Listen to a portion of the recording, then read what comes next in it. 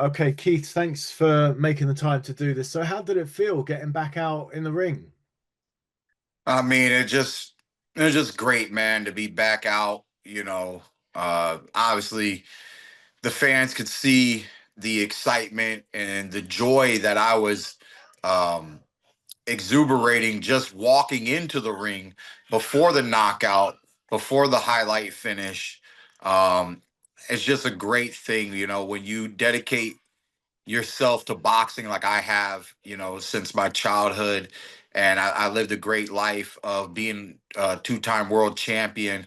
But, when you still got fight left in you, you want to fight. I've had a lot of obstacles that I've had to face in my career, but I stayed very positive, always believing in the future.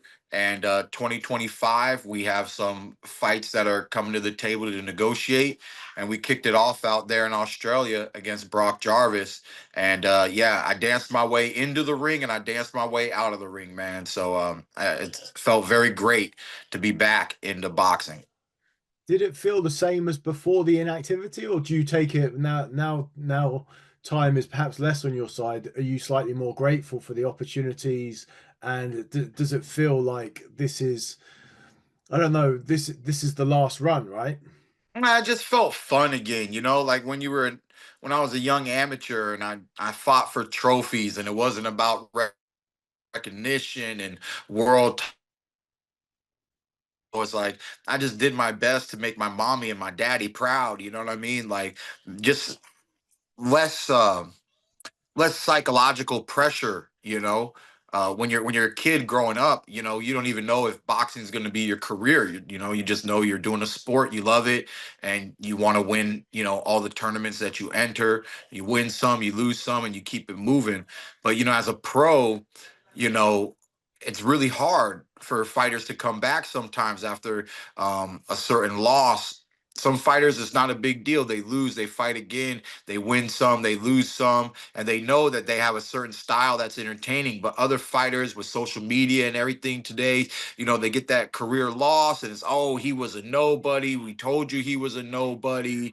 And it can just be emotionally taxing, let alone the physicality of the sport. So you just never know.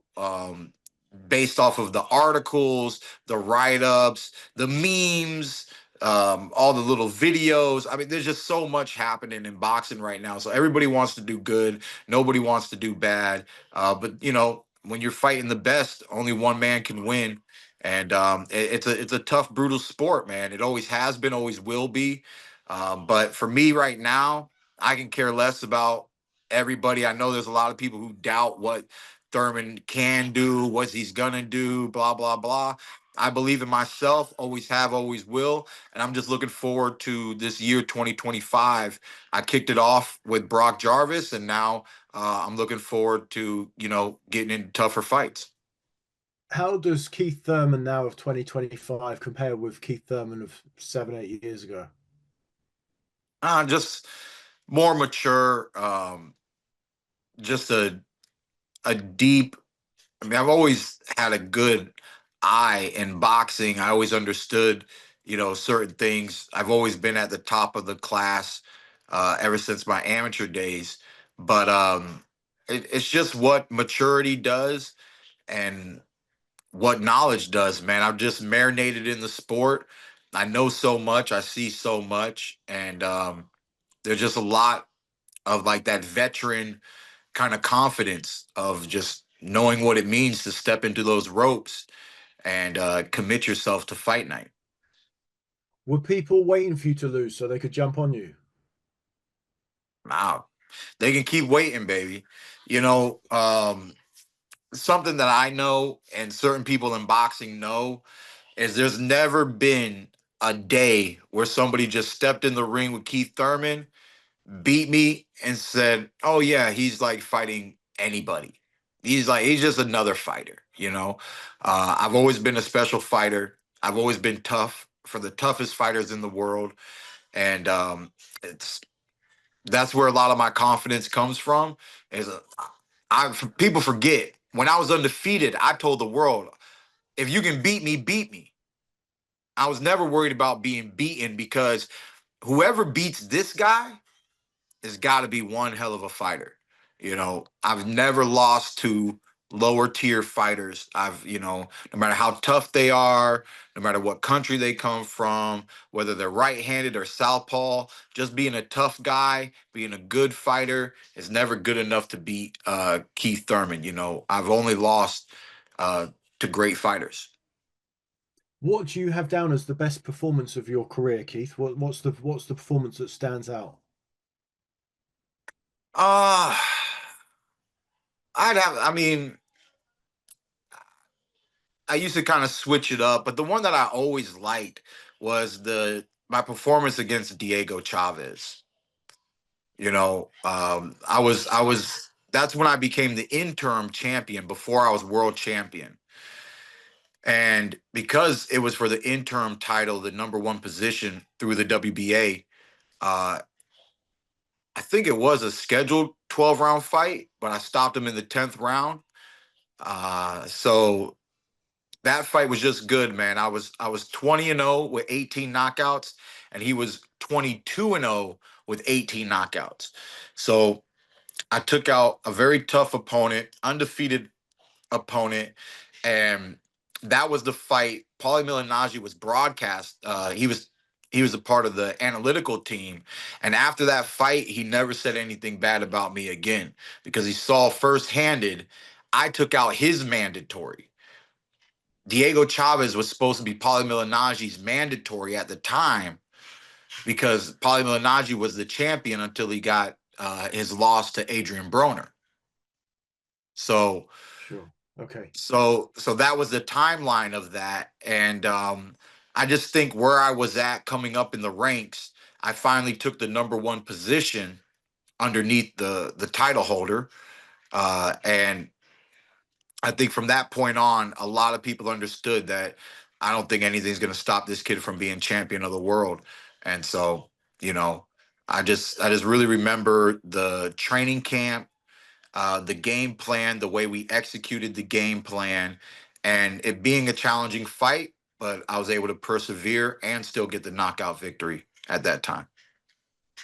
You made a big impression down in Australia, by the way. Obviously, I saw you in the headlines pretty much every day that you were down there at different things, different events and so forth. Do you think that you'll fight down there again? Yeah, with their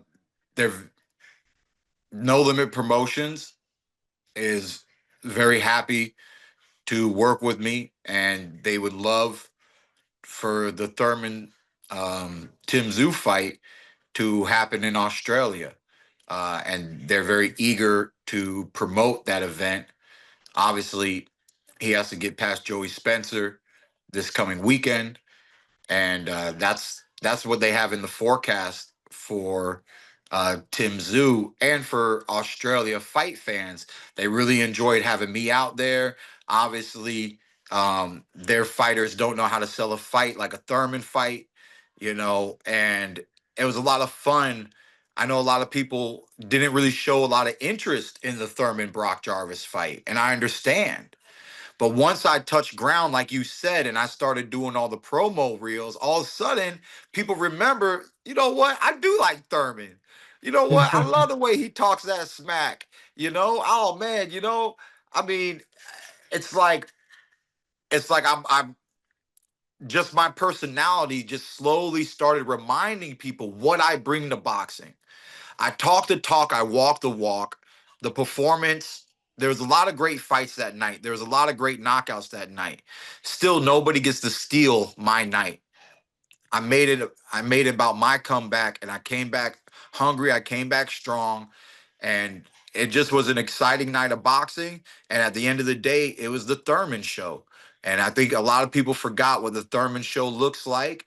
And Australia has never gotten a piece of the Thurman show, so they were flabbergasted. They didn't even know what's happening. Is this guy for real? Is this guy trying to sell a fight? I don't know. Is he actually any good? 36 years old. We don't know what we're gonna get out of him. They loved everything I was promoting, but everyone had that question mark, you know. And then the bell rings, and then I let my hands go, and they see that, I'm not talk. I'm not just show. I'm a little bit of everything, man. So it was a very fun business trip. It was beautiful to showcase my skills and get the love from the fight people and the fight fans of Australia. And like I said, the contract seems like something they want to send my way, and I'll be happy to receive it. It's not like I've seen another contract on the table yet, and I want to stay busy. I think they want Zoo to come back strong and keep him busy, try to recover this year, and we'll see. We'll see what happens. Is that a fight you particularly want? I know that you guys have got, you know, you were slated to fight before, I so don't. it's I don't. I'm getting tired of this question. Okay, I'm not mad at you. I'm mad sure. at the question. Okay, Okay. so they keep asking me, is Tim Tszyu the fight that I want? I Mm, don't want fights. Okay. I don't want a fighter. I want fights and I want to get paid. 3 years of inactivity. You don't know the life of a boxer. I don't fight. I don't get paid. There's a few side gig things that I can do, commentate and this and that. Those checks are nowhere near what a fight money brings in for me, my family, and my career. In 2024, I had to walk away from a big money fight in Vegas against Tim Tszyu. Now they want to bring Tim Tszyu to the table. And guess what? It's not the Vegas money on the table no more. It's the same fight. There's no world title. There's less money, right. but there's enough money to go ahead and make the fight happen, Sure. you know? And But if I don't fight early in the summer, when am I going to fight again? Who am I going to fight? Where's my next contract? I don't care about who I'm going to fight. I can go fight exhibitions in Tokyo for all I care. I don't care who I fight next. I care that I do fight next. The problem with the boxing fans and the Thurman fans and the Once Upon a Time fans, at the end of the day, it's my inactivity that has left a bitter taste in a lot of people's mouths. So Keith Thurman isn't really looking at this guy or that guy. I know how the sport is. It's hard to get people in the ring that you want to fight. I want to be in the ring. I want to be active. I want to fight decent fights. And from going from Brock Jarvis to Tim Tszyu and then whoever's next, I think it's a solid progression. And, like I said, I can't argue with that. Um, and I'm happy to pick up the check. So you got a check for me. You got somebody to punch in the face, and you got a check for me. Send it over, man. You know you got a number of my peoples. Let my peoples get with your peoples. You give me my next check. That's the mindset Keith Thurman's in right now. well, I suppose at 154, right, you should be spoiled for choice, right? You got Fundura, you know, they talk about Spence maybe having another one. You got Barrios, who's got a belt who you've already beaten. All those guys that you want all the like. It doesn't matter who, you just want to be in and amongst those guys, right? Name, date, check, paper, send it. You know what I'm saying? It's not hard, but a lot of these guys, they say what they want to say. It's not easy to get the fights. If it was easy for me to get the fights in America, I'd already have my first comeback fight in America.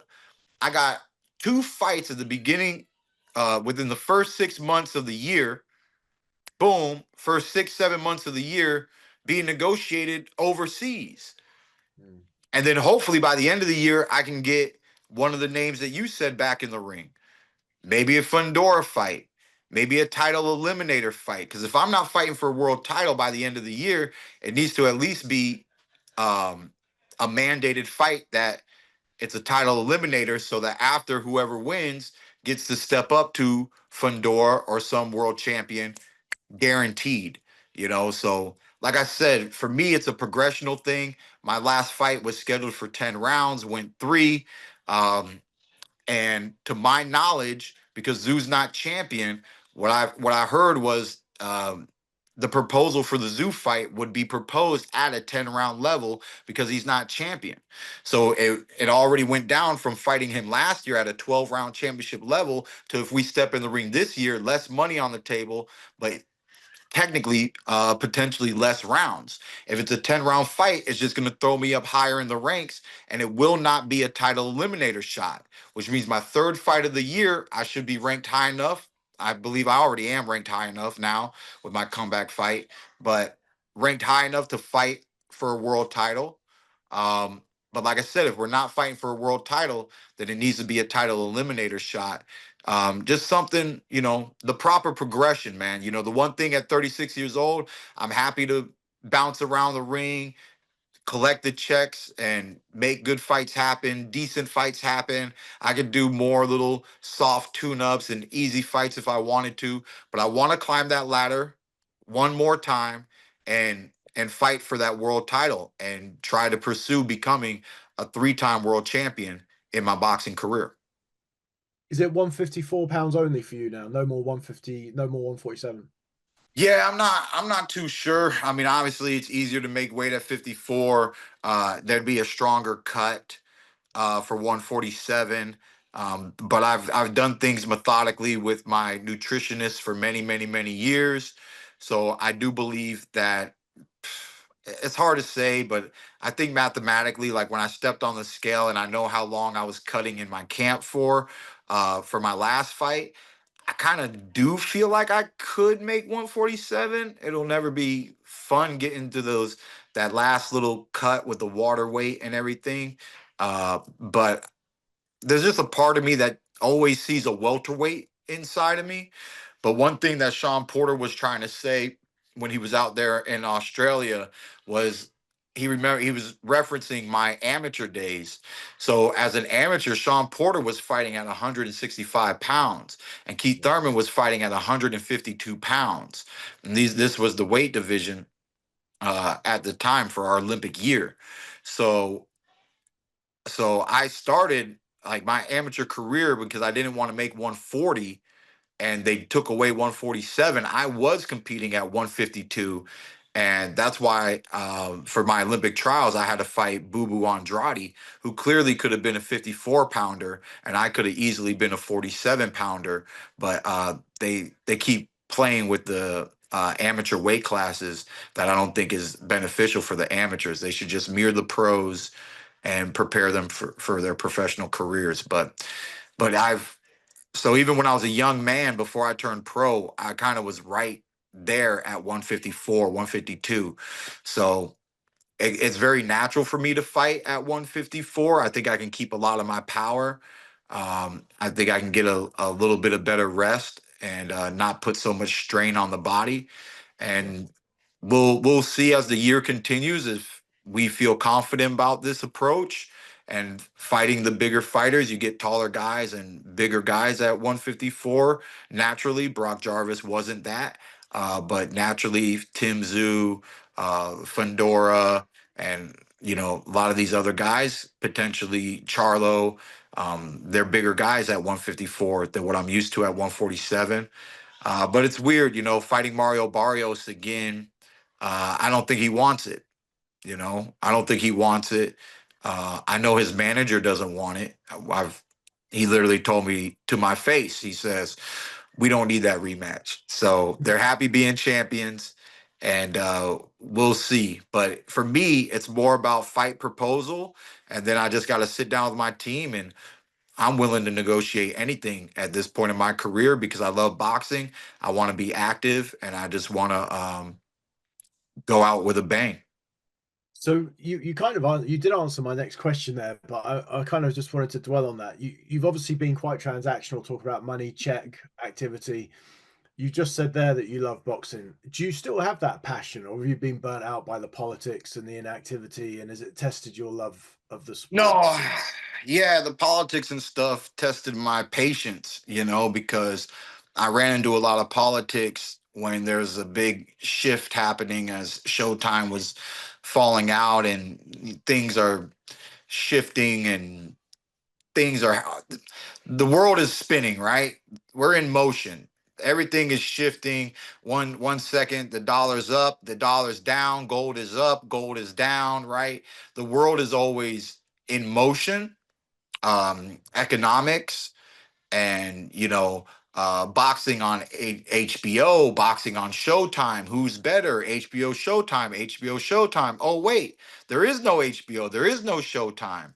Like, this is a shift. This is a transitional point in the sport of boxing.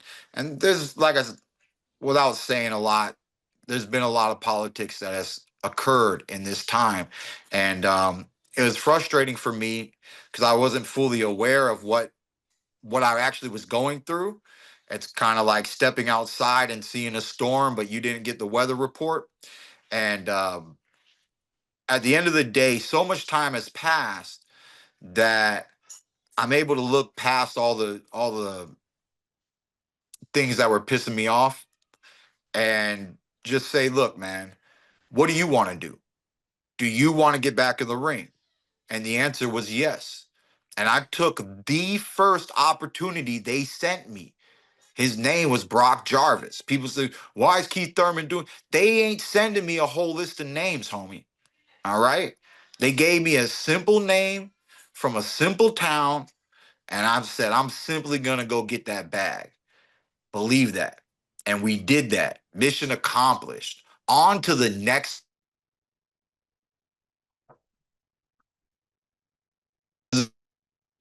What did they call it? Another. When you love boxing, when you don't want to quit, when you don't want to give in, you want that next fight. So for me, that's why you hear this talk right now. Next fight, next bag, next check, next opponent. Where are they? Who wants to fight Keith Thurman? Because Keith Thurman wants to fight this year. Who wants to fight Keith Thurman? When Keith Thurman lost to Manny Pacquiao, they don't line up. They don't line up for the toughest fight of their life who doesn't have a title no more. They just don't. They don't line up for that one. You know, all these guys, they can fight each other. They can fight this guy. We can pick this guy. He's up and coming. He's got a clean record, but he's beatable. I'm going to fight that guy. It's not everybody wants the legend. 36 years old. Okay, he's an old dog, but he's an old dog that still got bite. Do you want to fight him today? Oh, let him get a little older. So we'll see, man. I'm not going to focus on what other people are trying to do in boxing. I'm going to focus on what I'm trying to do. And at 154, I'm just trying to come up in the ranks and hopefully, preferably by the end of the year, the start of next year, you'll see Keith Thurman going for the world title. Just one more. Do you have like long-term goals away from boxing? Do you think about the next chapter and what you do when you do eventually hang them up? Yeah, there's a lot of stuff that I could do. I'm an avid meditator. Um, I love mentoring and just giving back to communities. Uh, I really have a passion for speaking to the youth. I love to do some motivational speaking. I got an engagement tomorrow, actually, on a corporate event, not with the youth, but I want to, diversify myself to corporate speaking and youth speaking. And Yeah. for those purposes, just sharing my story. You know, a 7-year-old boy who found boxing, who whose boxing coach was the janitor of his elementary school, who trained him from the age of 7 to the age of 20 when he passed away, raised by my single mother, you know, spent time with my father, who did martial arts and just planted the seed of some kind of combat sport in me. And just, I dropped out of high school so that I can train in the morning when the pros were training. And luckily for me, they weren't regular pros at my gym. We had Winky Wright and Jeff Left Hook Lacey. My gym had 2 world champions. So it's like I've dropped out of school to go wake up every morning and walk through Wall Street, and be with the best top investors.